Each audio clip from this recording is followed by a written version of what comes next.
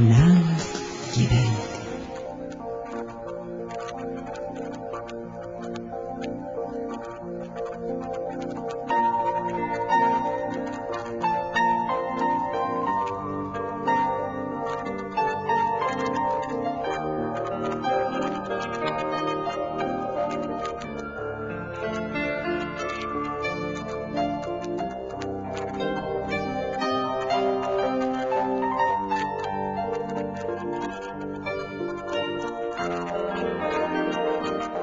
Kas yra menas?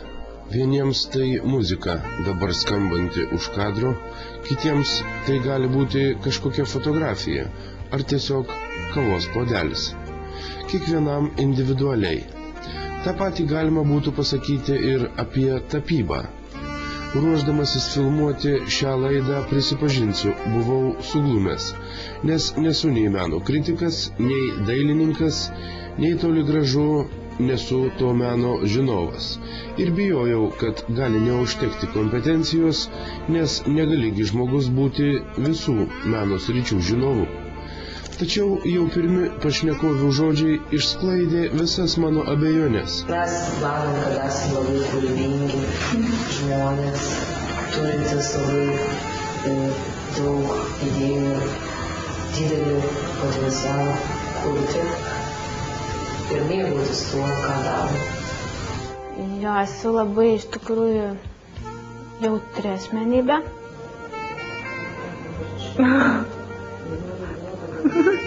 Ką neįmanoma, noriu pasakyti, kad tai įmanoma. Taip, gyvenime viskas įmanoma, reikia tik labai norėti. Šios merginos labai norėjo tapyti ir jų svajonės šiandien jau išsipildė. Klaipėdos senamiestyje vienoje iš galerijų yra eksponuojami merginų darbai.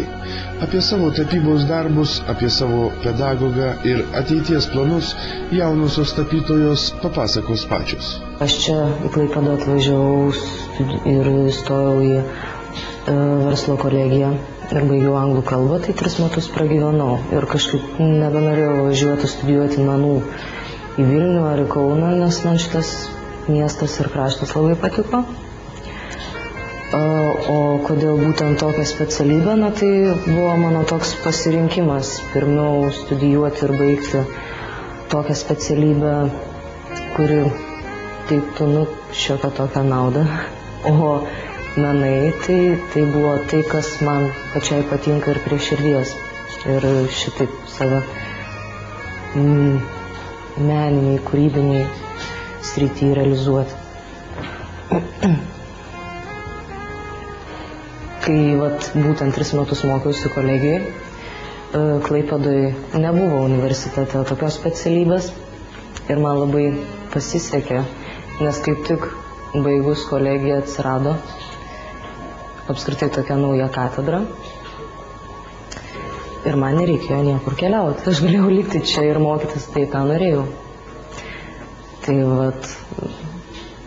egzaminas, tai stojamieji buvo labai įdomus. Labai patiko. 6 valandas dirbti ten pedagoginiam fakultete. Auditorijai ten tokiai dideliai buvo šiek tiek baisu. Konkursas buvo, turėjo būti labai didelis, bet visi kažkaip pabijojo ir nuėjo tą dieną laikyti stojamųjų į dailės pedagogiką. O mūsų tenai stojo 11 žmonių tik tai, nes šiaip jau apskritai mažai kas žinojo, kad tokia specialybė atsirado. Ir netgi dabar sakyčiau, kai kas nors paklausia, ar tai ne VDA, ir kai sužino, kad tai Klaipėdos universitetui priklausanti katedra, tai labai nustemba. Ar čia iš tikrųjų tokia yra? Tai Kodėl būtent tapyba, o ne dailės pedagogika? Sakyčiau, pastaroji specialybė gal kiek daugiau turi perspektyvų. Dailės pedagogika yra labiau orientuojamasi į tuos teoretinius pagrindus ir mokymus, būtent darbas su vaikais arba suaugusiais, mokymą patį, praktiką, tokioj srity būtent. O dailės katedroje studijos yra paremtos būtent meniniu ugdymu, per estetiką, per filosofiją, per grožį. Buvo labai aišku irgi daug pedagoginių disciplinų ir filosofinių, psichologinių, tačiau visa esmė buvo darbas su savimi, darbas su tapyba, būtent orientuota į kūrybą. Daugiau laiko skiriama disciplinom pagrindiniam, specialybiniam.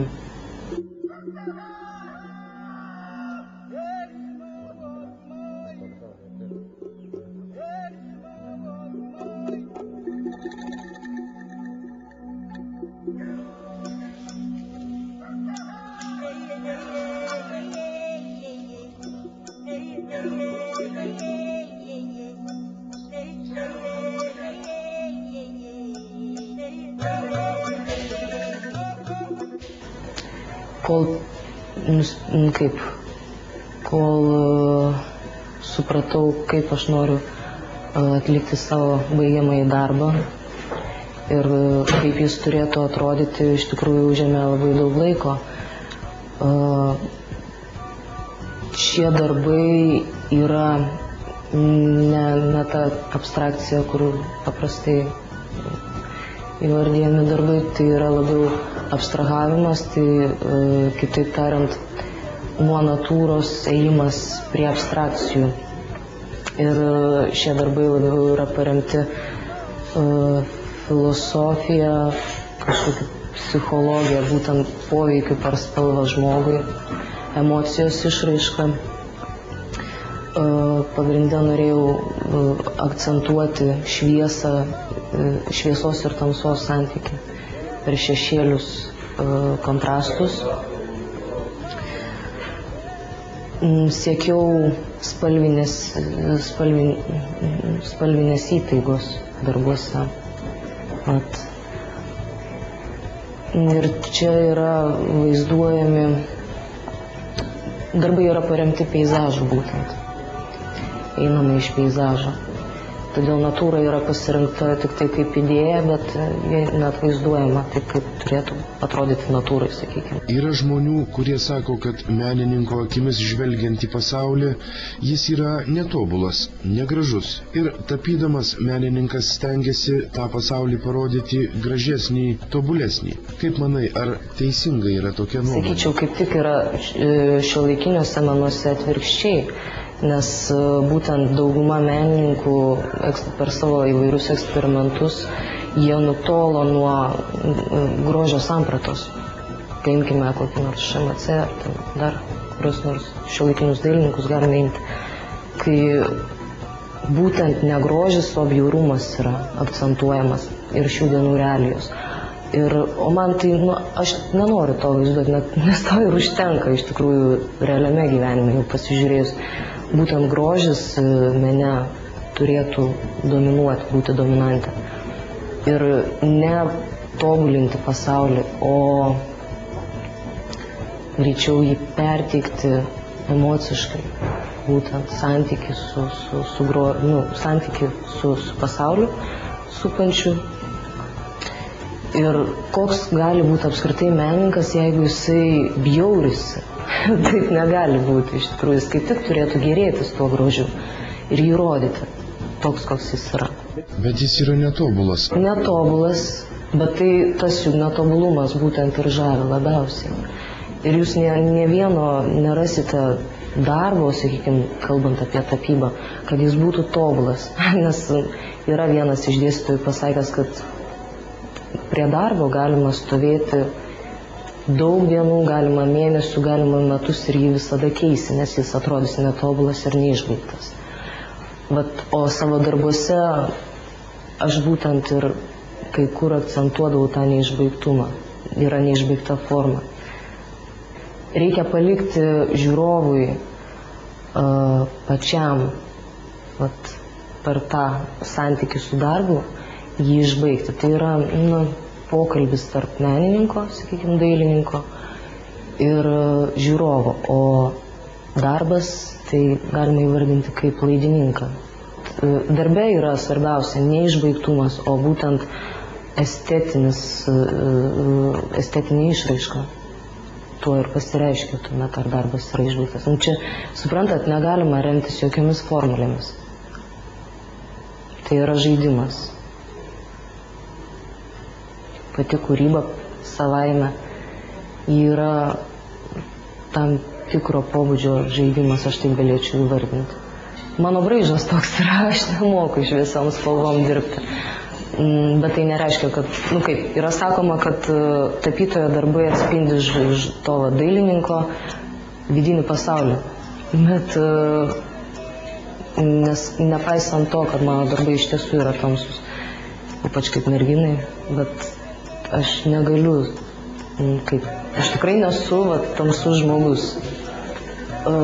Toks tamsus koloritas leidžia daryti kontrastus ryškesnius, jeigu jau iš techninės pusės žiūrim į tapybos darbus. Bei jeigu žiūrint iš psichologinės pusės, tai darbuose galima jausti kažkokią tai paslaptingumą tokį.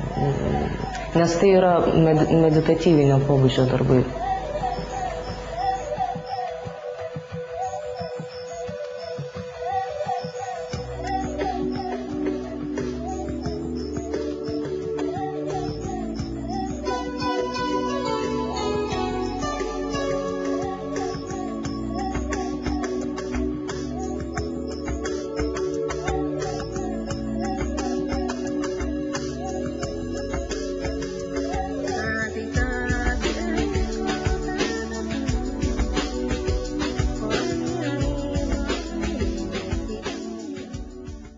Po reklamos žiūrėkite.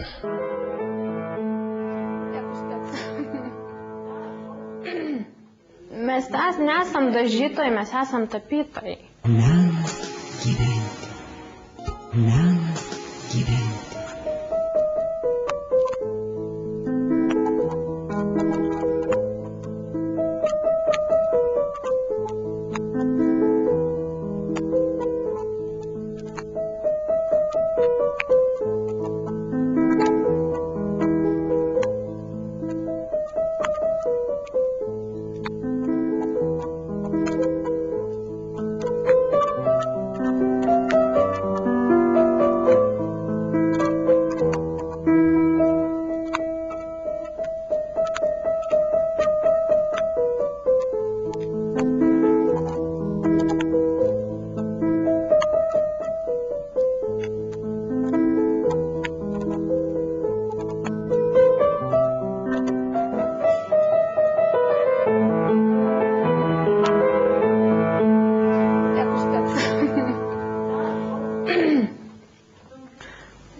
Esu labai iš tikrųjų jautri asmenybė.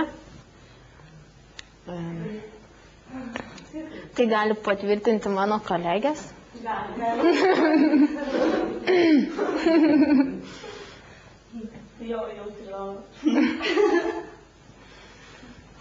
Šiaip savo darbuose daugiausia vaizduoju peizažą. Mano darbuose atsispindi grynos spalvos. Tiesiog per šį pusmetį, kol dariau diplominį darbą, atradau save. Nes irgi, kaip minėjo Živilė, kad mes antram kurse kopijavom dėstytoją Jankų. Buvo visko, buvo ir ašarų, ir dabar tai nežinau. Manau, kad tuo keliu ir eisiu. Kažką ieškosiu naujo, galbūt naujų formų ieškosiu, spalvinių variantų, kitokių. Bendraujant su merginomis, kaip sakoma, ant liežuvio galo sukiojosi klausimas, kurį pateikiau ne vien tik Laurai, bet visoms jaunoms tapytojoms. kokią jos mato savo ateitį ir kokį sprendimą priimtų gavusios pasiūlymą dirbti bendro lavinimo mokykloje dailės mokytojomis. Manau, tai yra puikus galbūt darbas, bet ne prestižas. Kažkaip. Mes nesam dažytojai, mes esam tapytojai.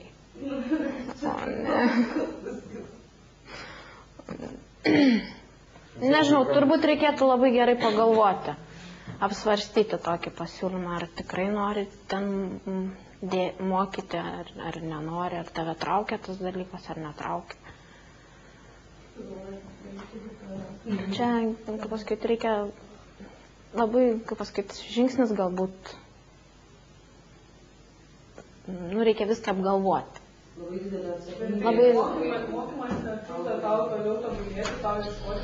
Štai čia merginų nuomonės ir išsiskyrė. Sunkus atsakingas darbas.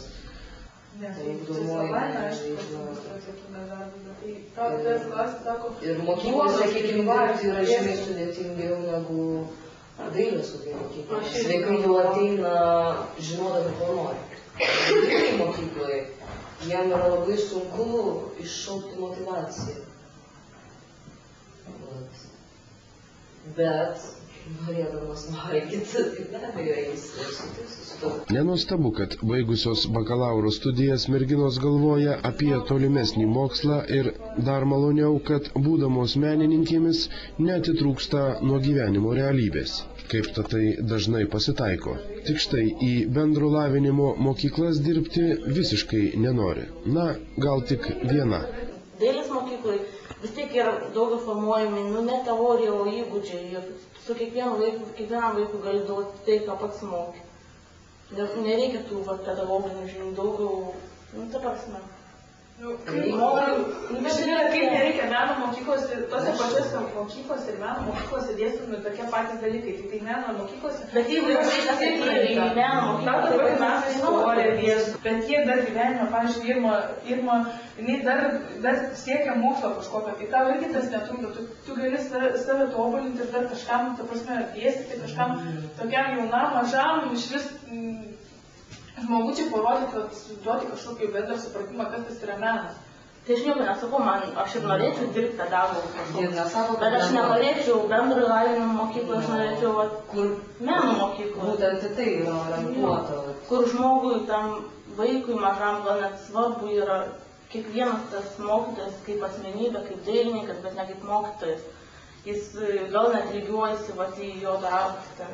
Bet tai, o iš tų, vis tiek aš pati, kai mokiausi meno mokyklai, tai 4 metai buvo man, ko gero, geriausias praleistas laisvalaikis. Ir tie plenerai, kur kartais mokyklai bendroje negalėdavo išvažiuoti į stovyklas, nes ten būdavo visokie apribojimai ir taip toliau.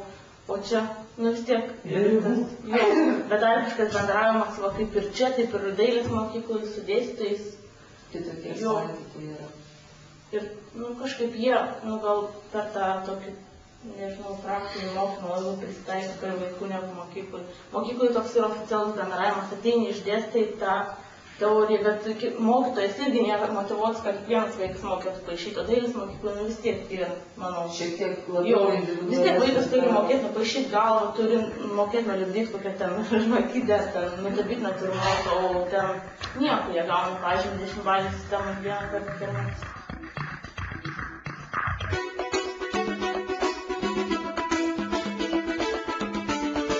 Esame kitoje salėje, kur eksponuojami dar vienos absolventės tapybos darbai. Merginos, ar jūs galite komentuoti viena kitos darbus? Ar tai nebus neetiška? Aišku, mes viena kitai leidžiam ir pasijuokti, jeigu kas ne taip. Ir būna tokių situacijų, kad viena kitos prašome netgi kaip, ne tai, kad pakomentuoti, pakritikuoti, bet ieškoti sprendimo kokio nors. Arba klausime, kaip, būtent irgi kaip vertina vienaip atliktą darbą ar kitaip, koks būtent jo požiūris į tą darbą. Būna tokių situacijų, aišku. Man labiausiai patiko Živilės vienas iš diplominių darbų, tai su užrašu jūsų vieta reklamai. Labai, sakyčiau, originali idėja, ne vienam iš mūsų nekilusiam. Taip jį parodė savo originalumą ir gerą humoro jausmą. Iš tikrųjų. Toks jos, kaip, sakykime, nepasityčiojimas, o patraukimas per dantį, yra toks posakis visuomenės, kad šiais laikais tam, kad žmogus galėtų save kaip parodyti ar atkreipti dėmesį, jis turi eiti per reklamą būtent. Reklama yra labai reikšminga šių dienų socialinėme, ekonominėme, piniginėme gyvenime.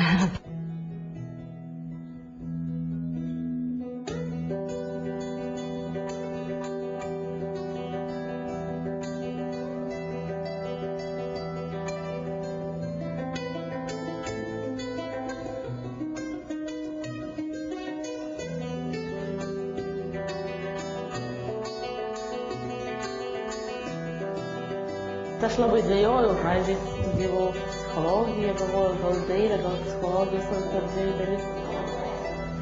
Bet kažkaip po to, kaip čia ir visi žinom, kad čia atsirado katedra, tai susiviliojau visai. Apie Rūtą, tai jau tokias racionalus labai žmogus, praktiškas, vis mumis pamokantis, duodantis visokių patarimų, draugiškas. Tai jo, o jei vardinčiau spalvą, net nežinau, gal kokia. Tarp rudos ir raudonas mišinys. Tokia kartais gana neagresyvi, bet irgi raudona tokia, aš nemoku pasakyti. Labai kartais netgi hiperaktyvi, bet kartais tokia rami. Mane dviejai. Jo, tokia nuotaikų kaita, emocinė.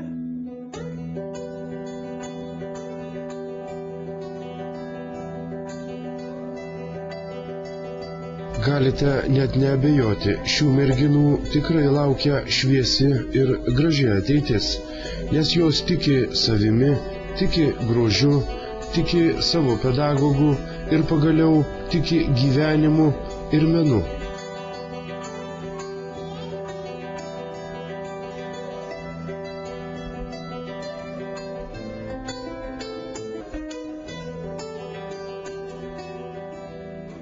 Gina, tu sakai, kad mielai eitum dirbti į bendro lavinimo mokyklą.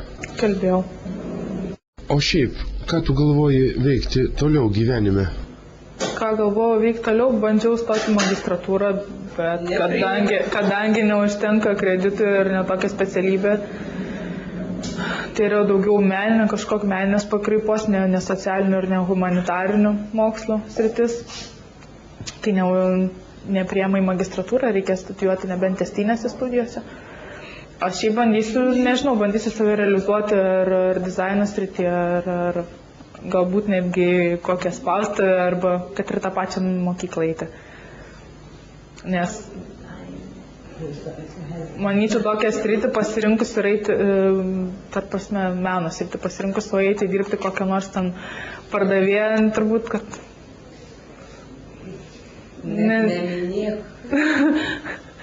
Gal gali keletą žodžių pasakyti apie savo pedagogą? Kaip tik dėstytojas Linas Jankus buvo darbo vadovas.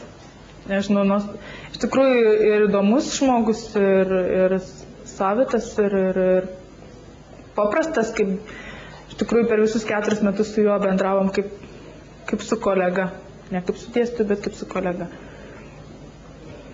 Tokių dėstytojų, man atrodo, universitete yra maža, su kuriuo galima pasišnekėti ne tik apie darbą, bet apie gyvenimą. Ir jisai gal kaip tėvas, nežinau, kuris duodavo patarimus kažkokius. Ir tokių dėstytojų iš tikrųjų galėtų būti daugiau. Kad ir ką besakytų šios jaunos ir žavios menininkės, man atrodo, kad jų gyvenime dar daug kartų viskas keisis. Nepakitę gal liks tik jų meilė menui, meilė savo pedagogui Linui Jankui, meilė spalvai ir meilė gyvenimui. Sėkmės jums, merginos.